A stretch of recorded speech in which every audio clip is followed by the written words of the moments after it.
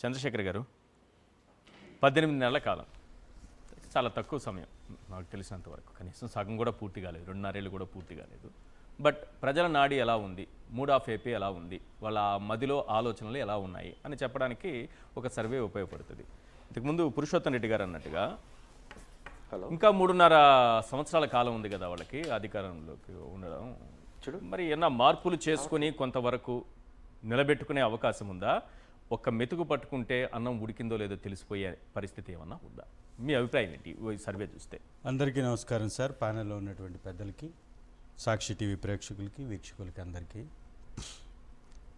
ఈ కూటమి యొక్క పతనం కళ్ళకు కట్టినట్టుగా ఈ మూడ్ ఆఫ్ ఆంధ్ర అనేటటువంటి సర్వే కనపడుతుంది. 18 నెలలు అయితే మళ్ళీ అదే అంటున్నా.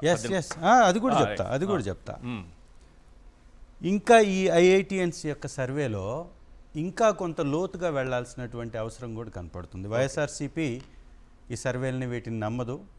గ్రౌండ్లో ఉన్నటువంటి పరిస్థితులు మాకు కనపడుతున్నాయి కాబట్టి రీసెంట్గానే ఈ వైద్య కళాశాలల మీద మేము సంతకాల సేకరణకు వెళ్ళినప్పుడు గ్రామాల్లో మాకు వస్తున్నటువంటి సపోర్ట్ కానీ, తెలుగుదేశం మీద వ్యక్తపరుస్తున్నటువంటి అసంతృప్తి కానీ ఇంకా ఎక్కువగా కనపడుతుంది. మీరు వేసినటువంటి నంబర్స్ కూడా ఒకసారి కానీ గమనించినట్లయితే దాదాపు నిరుద్యోగుల్లో 66% ఏదో మీరు చూపించారు. తెలియదు, చెప్పలేము అనేటటువంటి వాళ్ళది కూడా కొంత సంఖ్య చూపిస్తున్నారు. తెలియదు, చెప్పలేదు అనేటటువంటిది కూడా దీనిలో కలపాలి మీరు. అంతేనా? నిరుద్యోగ భృతి అసలు ఇవ్వనే లేదు కదా. 100% దానికి వ్యతిరేకంగానే ఉంటుంది. ఎంత అభిమానం ఉన్న పార్టీ మీద వాళ్ళకి, తెలుగుదేశం పార్టీ లీడర్స్ అయినా, కార్యకర్తలైనా, ఓటర్ అయినా కానీ చెప్పినటువంటి మాట చేయకపోతే తప్పు కదా. ప్రభుత్వం యొక్క బాధ్యత తను ఇచ్చినటువంటి హామీని నెరవేర్చుకోవటం. నిరుద్యోగులకి రూపాయి ఇవ్వల. ఆడబిడ్డ నిధి కూడా మీరు చూసినట్లయితే 69% ఉంది. అసలు ఎందుకు 31% పాజిటివ్ ఉంటుంది? జీరో. వాళ్ళకి పాజిటివ్ ఉండే అవకాశమే లేదు. అంటే మీరు చూసుకుంటే చెప్పలేకపోవడం, సమాధానం ఇవ్వకపోవడము, చెప్పలేకపోవడానికి కారణం కొంతమంది ఏంటంటే సార్, ఈ సమయంలో మనం ఇది ఏదన్నా చెబితే మనకి వచ్చేది భవిష్యత్తులో వస్తుందనేది ఏమన్నా ఆగిపోతుందేమో, ఈ భయంతో కూడా చాలా మంది చెప్పకపోవచ్చు. 100% కరెక్ట్. అదే నేను చెప్పబోతున్నాను. చెప్పకపోవటానికి కారణం వాళ్ళ పార్టీ మీద వ్యతిరేకంగా చెప్పుకోలేకపోవడం అయి ఉండొచ్చు. కరెక్ట్. లేదా మనకెందుకులే ఇప్పుడు చెప్పి ఆ వచ్చేటటువంటి అవకాశాన్ని పోగొట్టుకోవడం ఎందుకని అనుకోవచ్చు. లేదా రాజకీయంగా అక్కడ ఉన్నటువంటి పరిస్థితులు, సామాజికంగా అక్కడ ఉండేటటువంటి స్థితిగతులను బట్టి కూడా చెప్పలేకపోవచ్చు. అంటే దాని అర్థం ఏంటి? పాజిటివ్గా అయితే చెప్పలేదు కదా.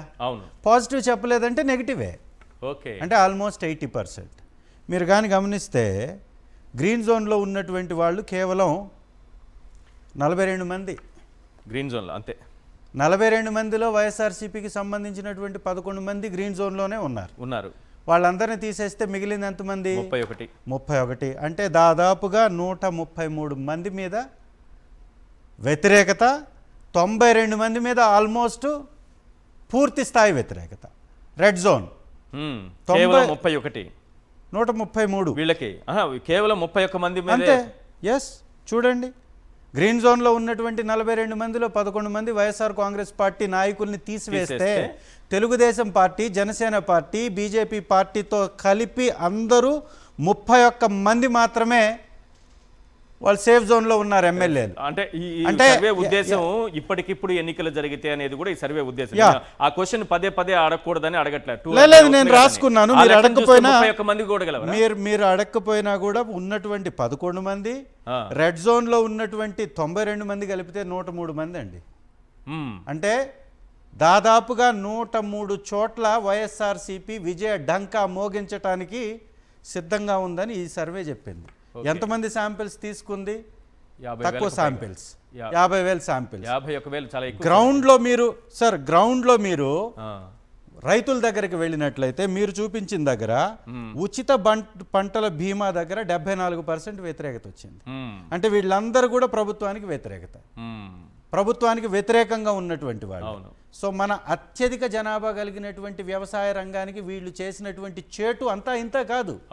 మరి మనకి రైస్ బౌల్గా పేరున్నటువంటి ఆంధ్ర రాష్ట్రానికి వరి వండియొద్దు, వరి ఎవడు తింటాడు, యూరియా వాడొద్దు, యూరియా ఎక్కువ వాడితే మేము సప్లై ఎట్లా చేయాలి అని భయపెట్టేటటువంటి నాయకుడి మీద పాజిటివ్ ఎందుకు ఏ పంట ఉంటుంది? వేసుకోవాలి మీకు ఏమైనా క్లారిటీ? అది చెప్పడు, ఎందుకంటే ఆయనకి తెలియదుగా. తనకి వ్యవసాయం చేసినటువంటి చరిత్ర లేదుగా.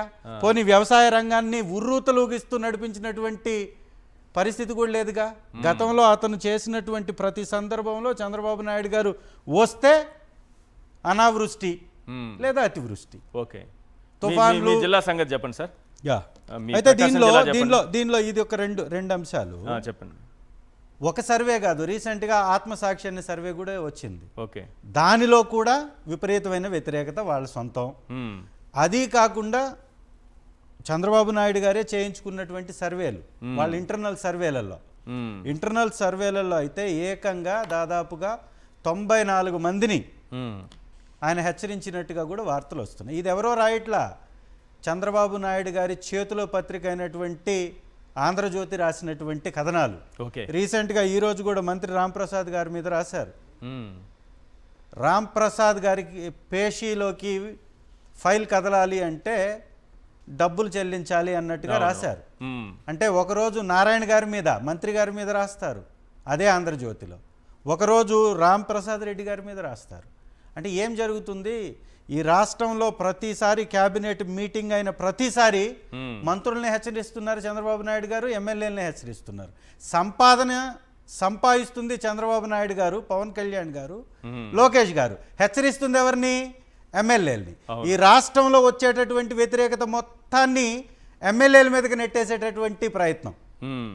చంద్రబాబు నాయుడు గారికి అనుకూలమైనటువంటి ఆంధ్రజ్యోతి పత్రిక రాస్తుంది అంటేనే చంద్రబాబు గారికి వ్యతిరేకత ఉంది అని అర్థం. ఆ రాస్తుంది ఎందుకు? చంద్రబాబు నాయుడు గారి మీద ఉన్నటువంటి వ్యతిరేకతని ఎమ్మెల్యేల మీదకి డైవర్ట్. వ్యక్తిగతంగా చూడరా? ఎమ్మెల్యేల వ్యక్తిగతంగా చూడరా మీరు? ఓవరాల్ ప్రభుత్వం లేదా ముఖ్యమంత్రిగా చంద్రబాబు నాయుడు చూస్తారు? సకల శాఖ మంత్రిగా వ్యవహరిస్తున్నటువంటి లోకేష్ గారి మీద, నేను మిస్ అయ్యే పాయింట్, లోకేష్ గారి మీద రాయరే, చెప్పరే, వాళ్ళని వదిలేస్తారే. హోంమంత్రి కూడా నేనే కావాలి అని మాట్లాడుతున్నటువంటి వ్యక్తి పవన్ కళ్యాణ్ మీద రాయరే. ఓకే, చంద్రబాబు నాయుడు గారు వాన్ చేస్తున్నారు. చంద్రబాబు నాయుడు గారు వెలగబెడుతున్నటువంటి ముఖ్యమంత్రి పదవి మీద ఏ వ్యవస్థలను తీసుకొచ్చారు, ఏ సంస్థలను తెచ్చారు, ఏ విధంగా పరుగులు పెట్టిస్తున్నారు, ఏ శాఖని బ్రహ్మాండంగా నడిపిస్తున్నారు, ఎన్ని వ్యవస్థల శాలరీలని మొదటి తారీఖు వేస్తున్నారు, ఎన్ని పెన్షన్స్ని తొలగించేశారు, ఎన్ని జాబ్ కార్డులని 18,65,000 మంది జాబ్ కార్డులను తొలగించినటువంటి చంద్రబాబు నాయుడు గారి గ్రాఫ్ గురించి రాయరే, మాట్లాడరే. ఇవన్నీ అద్దం పడుతున్నాయి. కాబట్టే ప్రజా వ్యతిరేకత ఇంకా తీవ్రంగా ఉందంటున్న. మూడ్ ఆఫ్ ఆంధ్ర తీసుకున్నటువంటి శాంపిల్స్ కన్నా ఇంకా ఎక్కువ శాంపిల్స్ తీసుకుంటే ఇంకా వ్యతిరేకత ఎక్కువగా కనపడుతుంది అని చెప్పేసి చెప్తున్నా. మీ జిల్లా గురించి, ఈ రాష్ట్రంలో 12 ఉన్నాయి చెప్పండి. 12లో చూపించారు కదా, వాళ్ళే చూపించారు. 12లో కేవలం వాస్తవంగా గ్రౌండ్ లెవెల్ ఏముంది చెప్పండి మీరు? కేవలం 4 అన్నారు, 4 పాజిటివ్ గా ఉన్నాయన్నారు. 4 పాజిటివ్ లో వైఎస్ఆర్సీపీ 2 తీసేస్తే మిగిలింది 2. 10 మంది ఎమ్మెల్యేల్లో 2 మీద ఆరెంజ్ లో ఉన్నారు. రెడ్ లో కూడా కాదు, రెడ్ అంటే గ్రీన్ లో లేరు, ఆరెంజ్ లో ఉన్నారు వాళ్ళు. అంటే టోటల్ గా వైఎస్ఆర్సీపీ అక్కడ గెలవబోతుందని చెప్తున్నారు. వాషౌట్ తెలుగుదేశం. అప్పటికప్పుడు 18 నెలల్లో మీ జిల్లాలో పరిస్థితి తారుమారు అయిపోయినట్టేనా? 100% కనపడుతుంది. ఎందుకంటే వెలుగొండ ప్రాజెక్ట్ మా ప్రాంతంతో ముడిపడి ఉన్నటువంటి ప్రాజెక్ట్. వెలుగొండ ప్రాజెక్ట్ మీద పదే నిమ్మల రామానాయుడు గారు విజిట్ చేస్తుంటారు. అక్కడికి వచ్చి ఏంటయ్యా ఈయన చేస్తున్నటువంటి ఘనకార్యం అంటే అక్కడికి వచ్చి ప్రెస్ మీట్లు పెడుతుంటారు.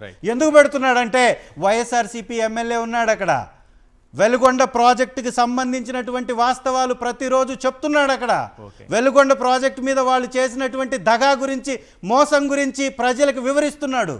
ఈరోజు మార్కాపురం జిల్లా అని చెప్పి ప్రజల్ని మోసగిస్తున్నటువంటి పరిస్థితి మీద మాట్లాడుతున్నాం. మా అధ్యక్షులు బూచపల్లి శివప్రసాద్ రెడ్డి గారు ప్రతి అంశం మీద వారు కూడా ప్రశ్నిస్తున్నారు, ప్రభుత్వాన్ని ఇరకాటంలో పెడుతున్నారు, ఆ రాష్ట్రంలో ఉన్నటువంటి సమస్యల మీద మాట్లాడుతున్నారు. మా జిల్లాలో అయితే సార్ ప్రత్యేకించి ఇంత దిగజారిపోవడానికి కారణం అంటే ఏఎంఆర్ అనేటటువంటి ఒక వ్యవస్థను తీసుకొచ్చి సీనరేజ్ కింద మట్టి తీసుకెళ్తున్నా కానీ, ఇళ్ళు కట్టుకోవడానికి మట్టి తీసుకెళ్తుంటే పేదవాడు డబ్బు చెల్లించి తీసుకెళ్ళాలి, కంకర తీసుకెళ్తుంటే డబ్బు చెల్లించాలి. వెలుగొండ ప్రాజెక్టులో ఈ రోజు వరకు అతిగతి లేదు. 5 కోట్ల రూపాయలు పెట్టేసి కేవలం ఒక లైట్ లేపించుకుంటున్నారు చంద్రబాబు నాయుడు గారు వెళ్ళేటటువంటి రోడ్లో సుందరీకరించడానికి. మరి వెలుగొండ ప్రాజెక్ట్ నిర్వాసితులకి సంబంధించినటువంటి ఇంటి నిర్మాణాల్లో నిమ్మల రామానాయుడు గారు వచ్చి నిన్న చెప్పాడు, ఎంత ఖర్చు పెట్టాడు చూపించాలి కదా. వెలుగొండ ప్రాజెక్టులో 18 కిలోమీటర్లు నేను వెళ్ళాను అన్నాడు. టన్నెల్లో 18 కిలోమీటర్లు వెళ్ళారు అంటే రైట్ 18 కిలోమీటర్లు నిర్మించింది వైఎస్ఆర్సీపీ కదా, Correct. వైఎస్ఆర్ కాంగ్రెస్ పార్టీ ప్రభుత్వమే కదా. నువ్వు ఎలా వెళ్ళగలిగావు లోపలికి? టన్నెల్ కంప్లీట్ అయితేనే కదా వెళ్ళగలిగావు. Yes. చిన్న చిన్న ప్యాచ్ వర్క్లు ఉన్నాయి, ఆ ప్యాచ్ వర్క్లు చేస్తూ మేమే చేస్తానంటారు. రెండవది వెలుగొండ మీద చాలా ఇంపార్టెంట్, మా జిల్లా గురించి అడిగారు కాబట్టి వెలుగొండ అతి ముఖ్యమైనటువంటి అంశం. వెలుగొండ ప్రాజెక్టుకి ఈ 2 సంవత్సరాల నుంచి 80 కోట్లు మాత్రమే R&R ప్యాకేజ్ ఇచ్చానని వారి మాటల్లోనే చెప్పారు. వారే 4,000 కోట్లు పనుందంటారు, వారే 80 కోట్లు ఇచ్చానంటారు, వారే 2026కి కంప్లీట్ చేశానంటారు. అంటే 80 కోట్లతోటి 2026 కంప్లీట్ అవుతుందా సార్? 400 కోట్లు టెండర్లు పిలిస్తే వర్క్ కంప్లీట్ అయిపోయేటట్లయితే Right. 4,000 కోట్ల పని ఉందని ఎందుకు అబద్ధం చెప్తున్నారు? 400 కోట్ల పని ఉందా, 4,000 కోట్ల పని ఉందా? ఒకవేళ పని చేస్తున్నట్టయితే ఈ రోజు వరకు మీరు చెల్లించిన చెల్లింపులు లేనప్పుడు పని జరిగిందని ఎలా చెప్తారు?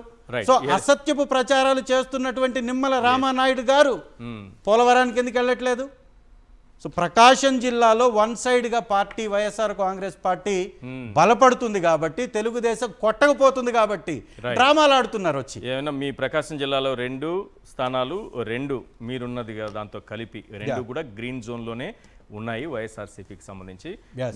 మీ పనితీరుని ఇంకా బెటర్గా తప్పకుండా మెరుగుపరుచుకొని మీరు ప్రజల్లో ఈ ర్యాంక్ని, ఈ స్థాయిని ఇలాగే కాపాడుకోవాలని మీకు ఆల్ ద బెస్ట్ చెప్తున్నాను సార్.